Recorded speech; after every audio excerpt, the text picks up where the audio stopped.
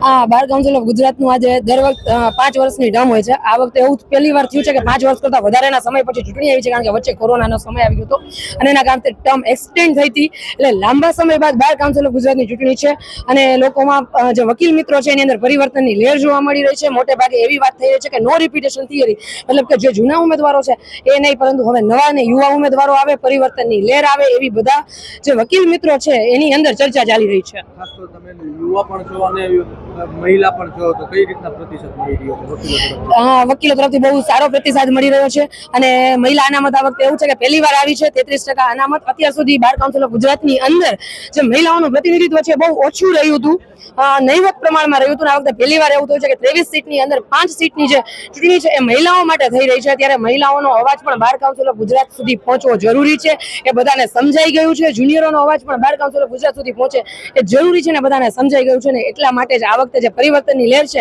એ બધા વકીલ મિત્રોમાં દેખાઈ રહી છે. મહિલાઓને કઈ તકલીફોનો સામનો કરવો પડી રહ્યો છે?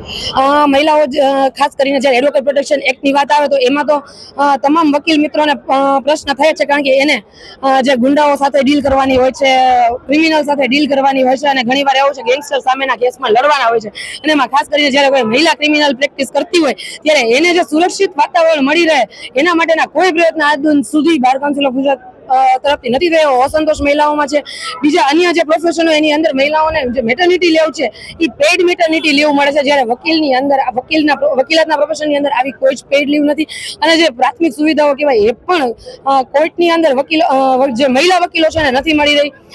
એ માટે થઈ અને જે મહિલા વકીલોનું પ્રતિનિધિત્વ છે બાર કાઉન્સિલ ઓફ ગુજરાતમાં બહુ જરૂરી બની જાય છે.